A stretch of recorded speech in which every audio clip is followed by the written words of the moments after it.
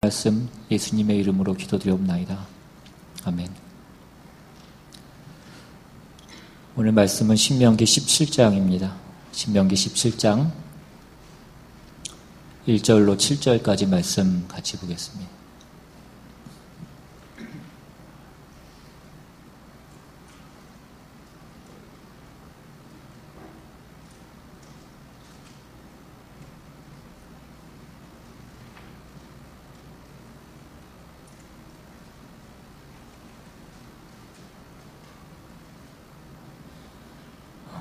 제가 대표로 봉독하겠습니다. 흠이나 악질이 있는 소와 양은 아무것도 내 하나님 여호와께 드리지 말지니 이는 내 하나님 여호와께 가증한 것이 됨이니라. 내 하나님 여호와께서 내게 주시는 어느 성 중에서든지 너희 가운데 어떤 남자나 여자가 내 하나님 여호와의 목전에 악을 행하여 그 언약을 어기고 가서 다른 신들을 섬겨 그것에게 절하며 내가 명령하지 아니한 이럴 성신에게 절한다 하자.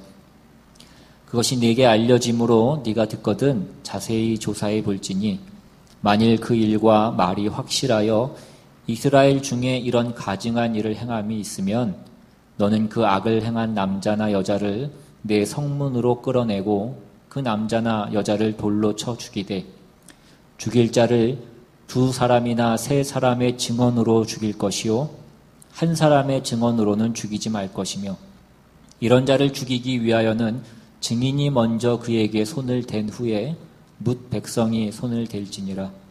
너는 이와 같이 하여 너희 중에서 악을 제할지니라. 아멘. 다들 들으셨겠지만 요즘 또 뉴스를 보니까 코로나가 조금 진정되는가 싶더니 또 오미크론이라는 그 새로운 변이가 나와서 또 세상을 긴장하게 하고 또 놀라게 하고 있습니다. 뉴스를 보니까 이미 미국에도 확진자가 발견이 됐고 또 한국에도 그 확진자가 발견이 됐다라는 그런 소식을 보았습니다. 이 오미크론 변이 때문에 세상이 또 한 번 시끄러운 가운데 한국에서는 이 변이의 그 최초 감염자가 외국에서 들어왔던 그 목사 부부였다는 것과 또 그 사람들이 들어오면서 그 자신들의 동선과 만났던 사람에 대해서 거짓말을 한 것으로 인하여 그 확진자가 더 급속히 그렇게 퍼진 것으로 인하여서 또 한 번 교회가 사람들로부터 지탄을 받고 욕을 먹는 그런 뉴스들을 보았습니다.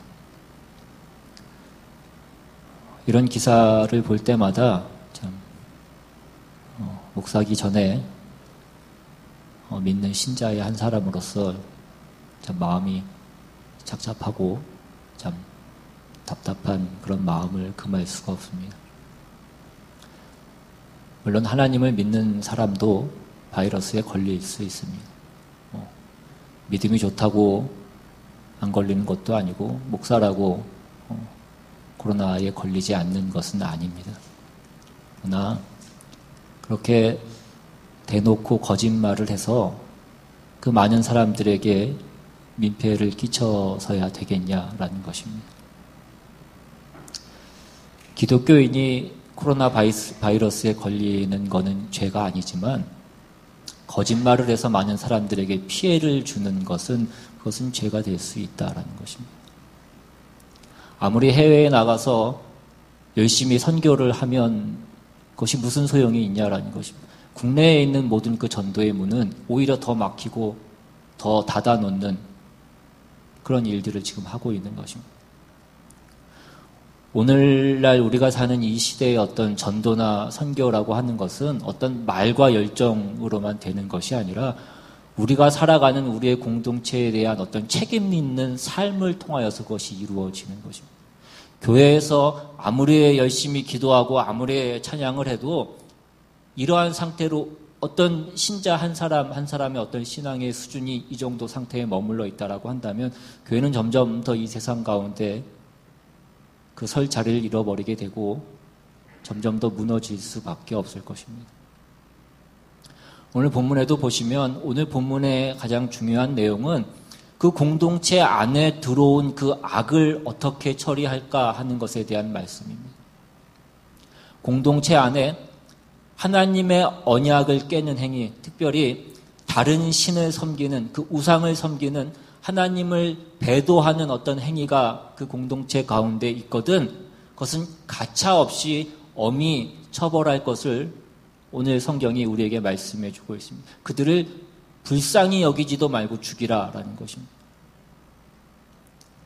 오늘 본문의 이 말씀은 이런 죄를 지은 자는 죽여야 된다라는 어떤 죽음에 이르는 그 죽음의 처벌을 받을 수 있는 어떤 죄가 있다라는 것에 그 초점이 있는 것이 아니라 그렇게 함으로써 너희 중에서 그 악을 제거하라라는 데에 그 초점이 있는 것입니다. 그러니까 신앙생활에 있어서 이 신앙의 행위라고 하는 것은 어떤 개인적인 차원에서만 하나님 앞에 어떤 그 책임이 있는 것이 아니라 공동체의 차원으로서 하나님 앞에 우리가 드려야 될 어떤 그 행위가 있고 우리의 책임이 있다라는 것을 오늘 성경이 우리에게 얘기해 주고 있는 것입니다. 그러니까 이스라엘이라는 그 나라는 하나님을 믿는 어떤 그 각자 개인이 모여서 이루어진 어떤 그 공동체나 그 집단 정도가 아니라 그 하나의 공동체로서 그 공동체가 전체로서 하나님의 그 언약의 대상인 것입니다. 그러니까 그 나라의 어떤 사회와 문화와 어떤 생활 방식과 그 모든 것들이 그 이방 민족 앞에서 하나님의 백성으로서 그 거룩함에 대한 그 책임을 갖고 그 수준과 그 내용을 지켜나가야 될 그 책임이 있다라는 것을 오늘 성경이 우리에게 말씀해 주고 있는 것입니다. 그래서 이러한 문제들은 오늘날 우리 가운데 어디에서 가장 소중하게 지켜져야 되느냐 하면 그것은 바로 교회에서 지켜져야 되는 것입니다. 교회라고 하는 것은 우리가 그냥 일주일에 한 번 와서 예배 드리고 헌금 내고 가면 그것으로 다 끝나는 것이 아닙니다. 우리는 교회라는 그 공동체에 책임 있는 회원이 되어야 됩니다. 서로 합심하고 함께 일하는 그 공동체의 일원이 되어야 된다라는 것입니다. 그러한 차원에서 내가 혼자 아무리 옳고 바르다고 할지라도 내가 다른 사람과 함께하고 함께 가는 문제에 있어서 그 일을 하지 못하고 있다라고 한다면 그것은 함께 가는 문제에 있어서는 그것은 죄라는 것입니다. 그것이 무슨 윤리적 도덕적으로 죄가 아닐 수는 있지만 함께 가는 문제에서는 그것이 죄가 될 수 있다는 것입니다. 여러분, 한쪽 다리가 짧아서 쩔뚝거리는 것은 다르게 생각하면 다른 의미에서는 한 다리가 길어서 문제가 되는 것일 수도 있습니다. 여러분, 우리 눈이 짝짝이면 그것은 눈이 작은 쪽이 잘못이냐 아니면 큰 쪽이 잘못이냐 하는 문제인 것입니다. 그러니까 이 같이 가는 문제에 대해서는 오늘날 우리 교회가 여전히 너무나 부족한 부분이 많이 있더라는 것입니다. 우리가 교회 안에서 어떤 일들은 우리가 많이 하고 우리가 잘하는 부분들이 있습니다. 전도를 하고 선교를 하고 구제를 하고 어떤 그런 몇 가지 일들에 있어서는 우리가 잘하는데 하나의 공동체가 되어서 그 공동체가 거룩과 사랑과 용서와 어떤 돌봄과 기다림으로 가는 그 문제에 있어서는 우리가 여전히 부족하다라는 것입니다. 교회가 자꾸 어떤 일에만 집중을 하니까 교회 안에서도 그 능력 있는 사람이 더 필요하고 돈 있는 사람들에게 더 집중하게 되는 문제들이 여전히 우리 가운데 있더라는 것입니다. 그것이 중요한 것이 아니고 함께 우리가 그 거룩을 유지하고 함께 겸손과 양보와 자비와 긍휼을 시행하는 그 함께 가는 문제에 대한 우리가 그 싸움을 해야 된다라는 것입니다. 예전에 그 남극의 펭귄이 나오는 다큐멘터리를 본 적이 있습니다.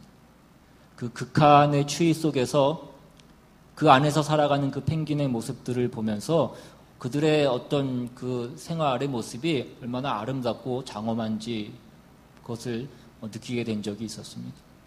그들이 그 극한의 추위와 그 혹독한 상황 속에서도 거기서도 그들이 알을 낳고 그 알을 자기의 발등 위에 올려놓고 그것을 지키기 위해서 자기의 배로 품어서 그 알들을 지킵니다. 그 가운데에서 더욱 놀랍고 잊을 수 없었던 것은 뭐냐면 그 펭귄이 허들링이라고 하는 것을 하는데 그것은 뭐냐면 이 남극의 혹독한 추위를 견디기 위해서 이 펭귄들이 서로 몸을 기댄 채 거대한 그런 집단, 어떤 그런 공동체를 만들어서 그들이 그 추위를 이긴다라는 것입니다. 그러면 그들이 한 원을 이루어서 그렇게 그 모임을 만들면 그 원의 중심부에는 그 차가운 그 바람을 막아서 그 안에는 따뜻한 온기가 생기기 시작한다고 합니다.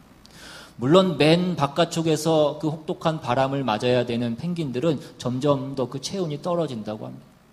그러면 그들이 조금씩 움직이기 시작해서 바깥쪽에 있는 펭귄들은 조금씩 안으로 들어가고 안에 있던 펭귄들이 다시 조금씩 바깥으로 나오면서 그 자리를 바꾼다라는 것. 그 펭귄의 허들링이라는 것을 한다라는 것입니다. 그들이 그렇게 그 공동체를 지키고 그 추위로부터 그 모든 집단들을 함께 지켜나가는 것입니다.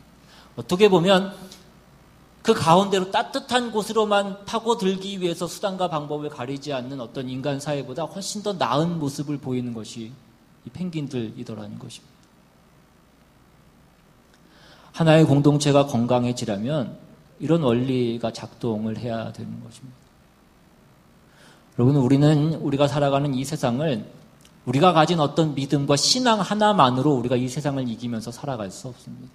내가 아무리 믿음이 좋고 신앙이 좋아도 내 삶 가운데 어떤 어려움이 닥치고 갑자기 고난이 닥치면 그것을 내 믿음 하나로만 이겨나가고 그것을 극복해 나가는 것은 쉽지 않다는 것입니다.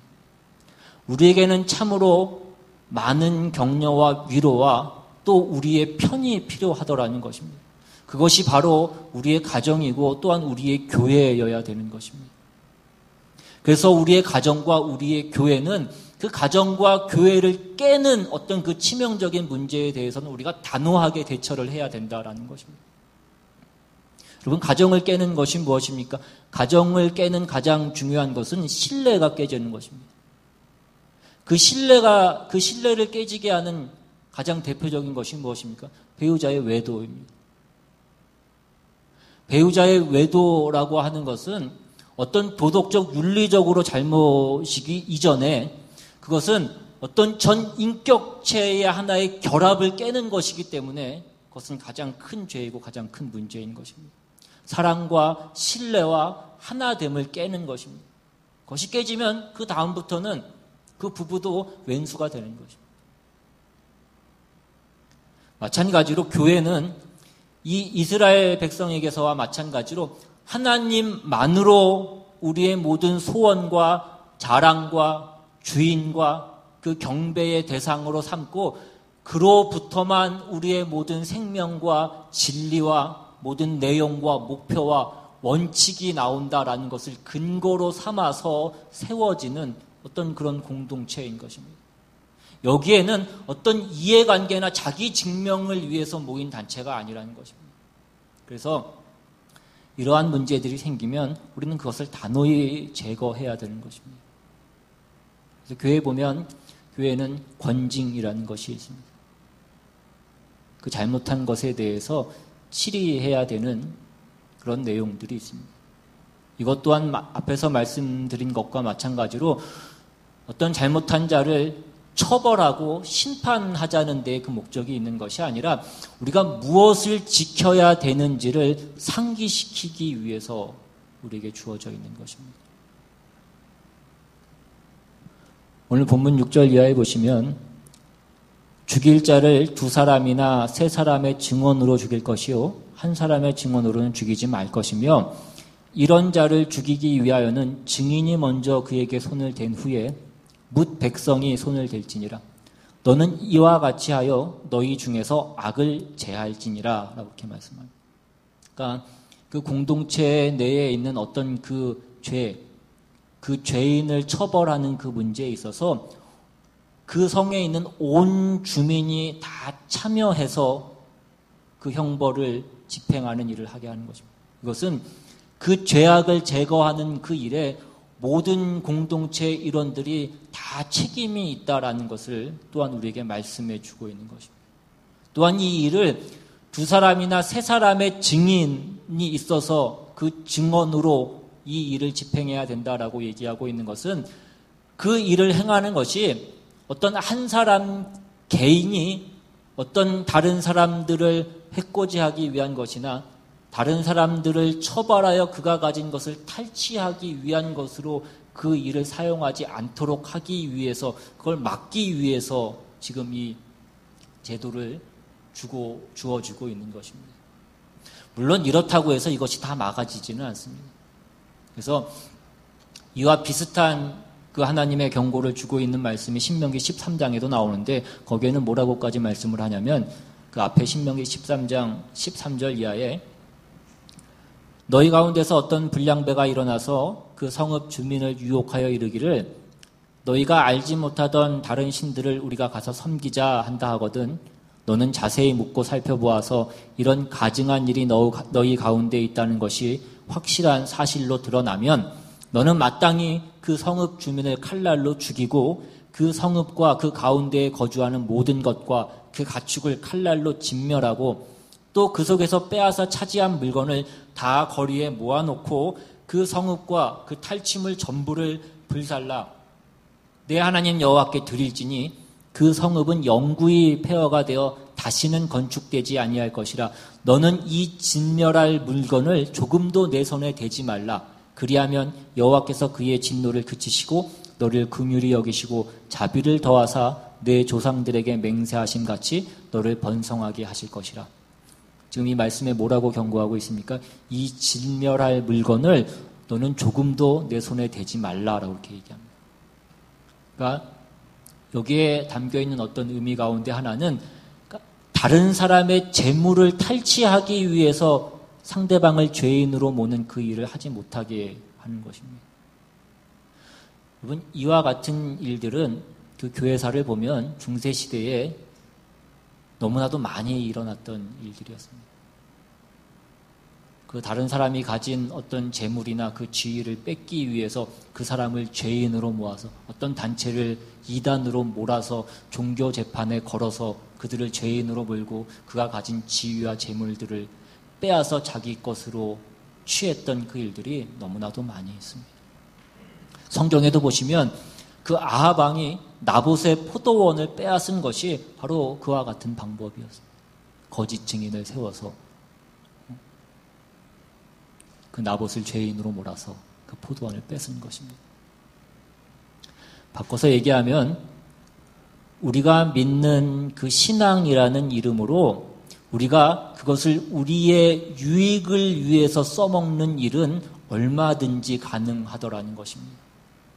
사람은 악하고 그 죄는 별의별 탈을 다 쓰고 우리의 삶 가운데 등장을 하기 때문에 그렇습니다. 어떤 성도 한 사람이 어떤 목사님에게 와서 이렇게 하소연을 했다고 합니다. 목사님, 목사도 사기를 치더라 이것입니다. 그래서 그 목사님이 이렇게 얘기했다고 합니다. 형제님, 목사는 사기를 치지 않습니다. 그랬더니 그 성도가 하는 얘기가 목사님 무슨 말씀입니까? 제가 그 피해 당사자입니다. 제가 목사한테 직접 그 사기를 당했습니다. 이렇게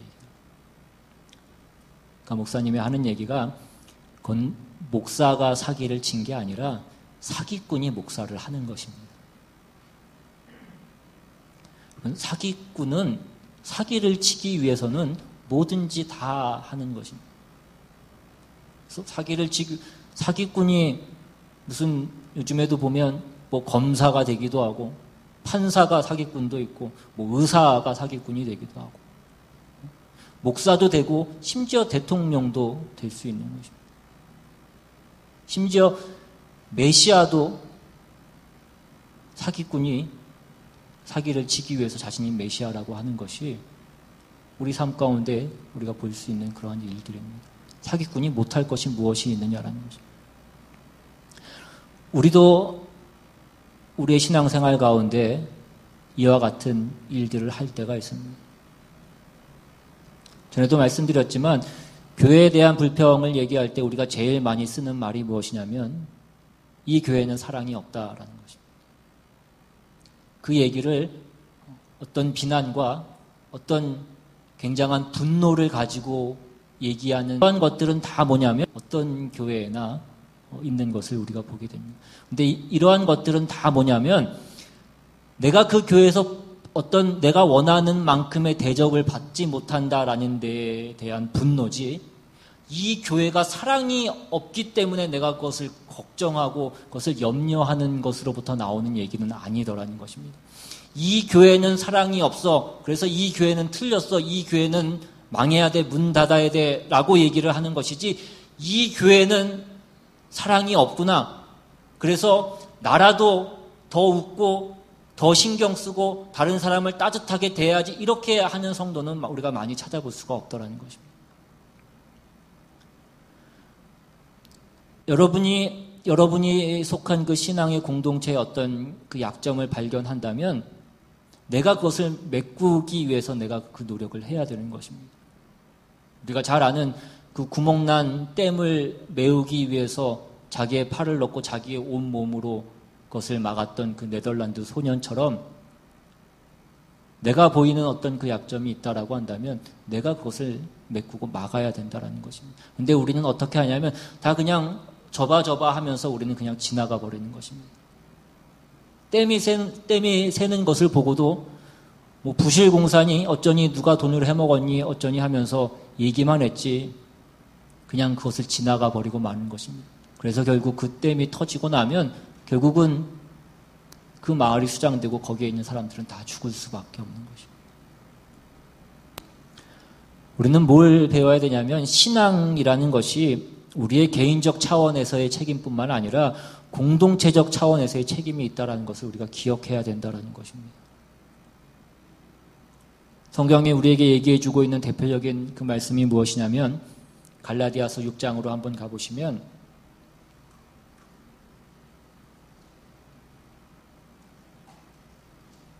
갈라디아서 6장 1절 이하에 형제들아 사람이 만일 무슨 범죄한 일이 드러나거든 신령한 너희는 온유한 심령으로 그러한 자를 바로잡고 너 자신을 살펴보아 너도 시험을 받을까 두려워하라. 너희가 짐을 서로 지라 그리하여 그리스도의 법을 성취하라. 이렇게 되어 있습니다. 그리스도의 법을 성취하라고 말씀합니다. 어떻게 해서 그리스도의 법을 성취하라고 얘기합니까? 범죄한 자를 바로잡고 서로 그 짐을 져서 그것을 바로잡으라는 것입니다. 여기서 바로잡는다라는 것은 무슨 뜻이냐면 영어 성경에도 보시면 restore라고 이렇게 되어 있습니다. 그러니까 이것은 잘못된 것을 심판하고 그것을 교정하는 것을 얘기하는 것이 아니라 회복시키고 복구시키는 것을 얘기하는, 그러니까 치유시키는 것을 얘기하는 것입니다. 언젠가도 한번 말씀드린 적이 있었던 것 같은데 이것은 우리가 내 부러진 팔을 그 부러진 팔을 기부스를 해서 우리의 목에다 갖다 거는 것과 같은 것입니다. 우리의 신체 중에서 가장 많은 고생을 하는 것이 어디라고 말씀드렸습니까? 목이라고 말씀을 드렸습니다. 왜 그렇습니까? 이 무거운 이 머리를 늘 지고 다녀야 되기 때문에 그렇습니다. 그런데 거기에다가 또 그 부러진 팔을 석고를 붙여서 기부스를 하고 그것을 다시 목에다 거는 것입니다. 근데 그렇다고 해서 몸이 그것에 대한 불평을 하지는 않더라는 것입니다. 그렇게 해서라도 그 팔이 나아야지 부러졌다고 해서 그 팔을 잘라버리는 몸은 없더라는 것입니다. 그러니까 이 팔은 팔 하나만으로 존재하는 것이 아니라 몸에 붙어있는 그 지체로서 존재를 하는 것입니다. 만약에 이 팔이 팔 하나로서 존재하는 것이라고 한다면 그 팔이 부러졌을 때 그 팔은 그냥 다 끝장이 나고 마는 것입니다. 그러나 그 팔이 혼자 존재하는 것이 아니라 몸이라는 것에 붙어있고 그 몸이 있기 때문에 그것을 팔에 걸고 다른 지체의 도움을 받아서 그것이 다시 회복할 수 있는 것입니다. 말하자면 신앙의 공동체가 있음으로써 어떤 한 사람의 잘못이나 어떤 한 사람의 범죄함이 그것으로서 그냥 끝장이 나는 것이 아니라 그것이 치유를 받고 위로받고 권면을 받고 하는 그 유익한 결과가 있어야 된다라는 것이 오늘 본문 가운데 있는 이 말씀이 어떤 무서운 심판에 그 초점이 있는 것이 아니라 어떤 이 치유와 어떤 이 공동체가 함께 가야 되는 그 문제에 대해서 더 깊은 내용을 담고 있다는 것을 우리가 기억해야 된다는 거죠. 이런 것들은 에베소서에 가시면 에베소서 2장에는 이렇게 말씀합니다. 에베소서 2장 20절 이하에 너희는 사도들과 선지자들의 터 위에 세우심을 입은 자라. 그리스도 예수께서 친히 모퉁이 돌이 되셨느니라. 그의 안에서 건물마다 서로 연결하여 주 안에서 성전이 되어가고 너희도 성령 안에서 하나님이 거하실 처소가 되기 위하여 그리스도 예수 안에서 함께 지어져 가느니라. 여기서 말하는 함께 지어져 간다라는 것은 어떤 그림이냐면 어떤 그 축대가 쌓아져 가는 것과 같은 어떤 그런 이미지입니다. 요즘은 다 그 벽돌이 규격대로 네모 반듯하게 나오니까 그 축대를 쌓는다라는 것이 그렇게 어렵지 않고 그것이 신기하지 않게 우리가 생각할 수 있지만 그 옛날에 벽돌이 없을 때 그 자연석으로 그 축대를 쌓는 것은 그냥 쉬운 것은 아닙니다. 어떤 한 돌을 놓고 그 옆에 돌을 놓는 것이 그냥 아무 돌이나 놓아서 되어지지 않는다라는 것입니다. 하나의 돌을 놓고 그 돌이 삐죽 튀어져 나와 있으면 그 옆에 놓는 돌은 그것이 튀어나온 것만큼 들어가 있는 돌을 놔야 되는 것입니다. 그렇게 했을 때 그 축대가 함께 쌓아져 나가고 지어져 나아갈 수 있습니다. 우리가 달리기를 잘하기 위해서는 다만 다리만 튼튼해서 되는 것이 아니라 팔도 튼튼해야 되고 그래서 그 팔이 잘 저을 수 있어야 되고 심폐 기능도 좋아야 되는 것입니다. 어느 하나만 잘나서 되는 것이 아니라 우리가 함께라는 것을 잊지 말아야 된다라는 것입니다. 우리가 결혼을 하고 우리가 가정을 갖게 되면 우리는 그 가족 구성원들이 서로 엮이게 되어 있는 것입니다. 서로가 서로를 얽어매고 서로가 서로에게 매이게 되어 있습니다. 전에도 말씀드린 적이 있는 것 같은데 요즘에 많은 그 젊은 미혼 남녀들이 그 배우자의 이상형으로 삼는 것 중에 첫 번째 조건이 뭐냐면 이해심이 많은 사람이라는 것입니다.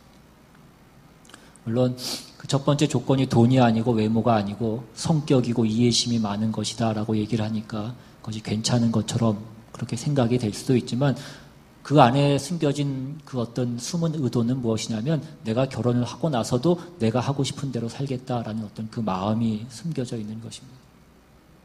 그러니까 서로 얽매이지는 않겠다라는 것입니다. 결혼을 하면 서로 얽매이는 것입니다. 결혼을 하고 나면 이제는 내가 일어나고 싶은 때 일어나고 내가 먹고 싶은 건 먹고 내가 자고 싶은 때 자고 내가 하고 싶은 것 하고 그렇게 되어 있지 않습니다. 서로가 합의를 해야 되고 상대방의 동의를 얻어야 되는 것입니다.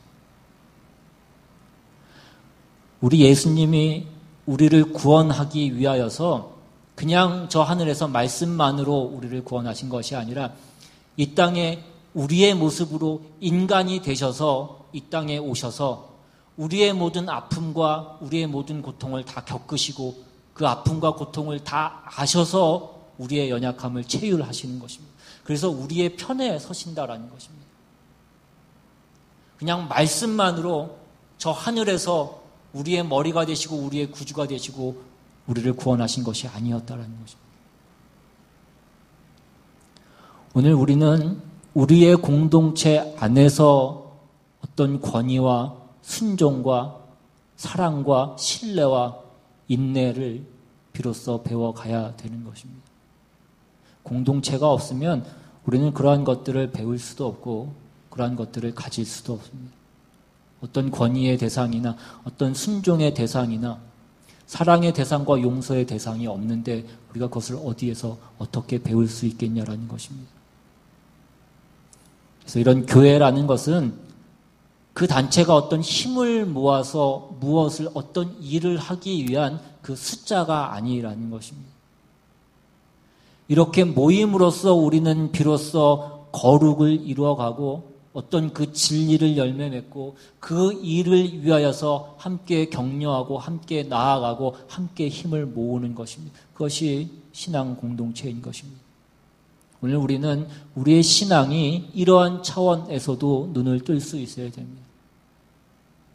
여러분은 여러분이 좋아서 결혼하고 여러분이 너무나도 사랑하는 그 자식과 함께 살면서도 늘 웃는 날보다 화내고 성질내는 날이 더 많은데 생판 남인 사람들이 모여있는 이 교회에서 얼마나 그렇게 웃을 일들이 많고 얼마나 그렇게 내 입맛에 맞고 내 마음에 맞는 일들이 그렇게 많이 있겠냐라는 것입니다.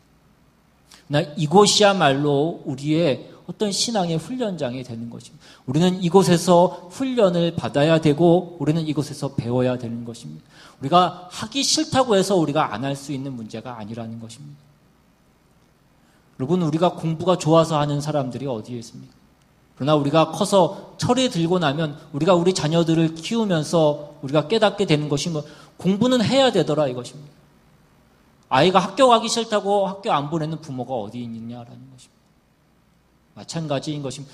여러분 자신을 위해서 또한 하나님이 우리에게 요구하시는 그 모든 것들을 채우기 위해서 우리의 가장 좋은 그 훈련의 장소와 과정은 바로 이 교회라는 것입니다.